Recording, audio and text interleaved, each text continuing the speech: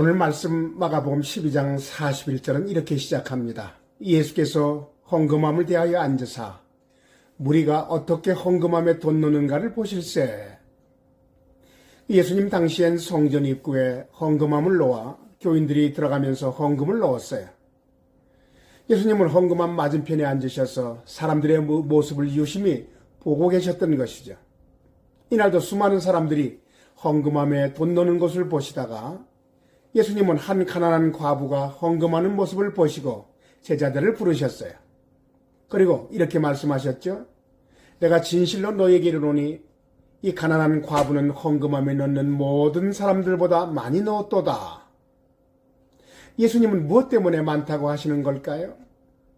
물론 이날 과부의 모든 소유가 두 렙돈이고 그것을 다 드렸다면 주목할 만한 일입니다. 그러나 단순히 과부가 생활비 전부를 드렸으니 너희도 그렇게 해야 한다 말씀하시는 것이 아니죠. 본문에 가난이란 단어가 원문으로 푸토코스, 극빈자를 뜻하는 말이에요. 극빈자 과부. 극빈자가 자기의 생존 비용을 모두 드렸다. 이것은 단순한 일이 아니죠. 어느 경제학자가 이런 말을 했습니다. 돈은 그 소유자와 밀접하게 연관되어 있기 때문에 자신을 내어주는 일 없이는 돈을 내어줄 수 없다. 그러므로 돈을 내어줄 때 그것은 자신을 내어주는 것이다. 그렇습니다. 그래서 사람들은 피 같은 돈이라고 말하죠. 그런데 이 피 같은 돈을 내어준다. 이것은 사랑이 없으면 불가능한 일입니다. 예수님 주신 가장 큰 계명, 우리는 기억합니다. 하나님 사랑과 이웃 사랑이죠. 예수님은 하나님 사랑을 이렇게 말씀하셨습니다. 너희는 먼저 그 나라와 그 의를 구하라. 그리하면 이 모든 것을 너희에게 더하시리라. 성경에 보면 하나님께서 모세에게 성막을 짓도록 명령하는 장면이 나오죠.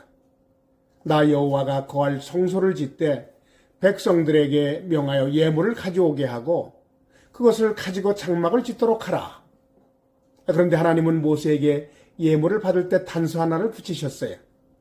출애굽기 35장에 본다면 너는 드리는 예물을 받을 때 반드시 차원하여 기쁜 마음으로 드리는 사랑것만 받아라. 하나님을 향한 사랑을 보시겠다는 것이죠. 이런 구약의 헌신 사상이 신약으로 넘어와 고린도후서 9장에 보면 이렇게 말씀합니다. 각각 그 마음에 정한 대로 할 것이요 인색함으로나 억지로 하지 말지니 하나님은 즐겨내는 자를 사랑하시느니라. 하나님의 사랑이 헌금의 기준이 된다는 말씀이죠. 그렇습니다.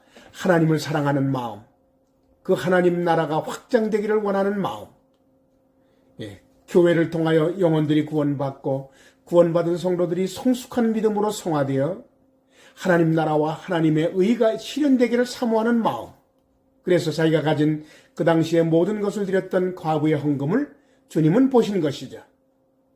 사람들은 얼마나 헌금하는가 양을 보지만 예수님은 어떻게 헌금하는가 마음을 보신다는 사실이에요.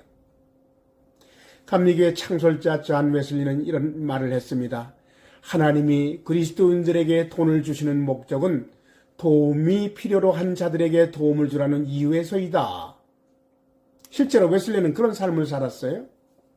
그는 링컨 대학교 교수로 재직할 때에 혼자 살기에 아주 넉넉한 급료를 받았습니다. 그는 부족함 없이 풍요를 누렸죠. 어느 날 그는 미술방에서 그림 몇 점을 사와 방에 거는 중에 마침 시녀가 들어왔어요. 추운 겨울이었는데 그녀는 얇은 옷을 입고 있었어요. 치근한 마음이 들어 웨슬레는 옷을 사서 입도록 돈을 주려고 자기 주머니를 뒤졌으나 돈이 없었습니다. 웨슬레는 그 순간 문득 자기의 돈 사용 행태를 하나님이 기뻐하지 않으시겠다 생각을 하며 하나님의 자복을 했어요. 이 사건 이후로 웨슬레는 성도로서의 중요한 신앙생활, 가난한 자, 어려운 자들에게 베풀어야 한다는 결심으로 돈 씀씀이를 줄이기 시작했어요. 첫 해 그는 30파운드를 벌어서 생활비 28파운드만 쓰고 나머지 2파운드를 구제비로 드렸다죠. 그 다음에 그는 수입이 배로 늘었으나 여전히 28파운드로 생활하고 나머지 32파운드를 구제비로 드렸습니다.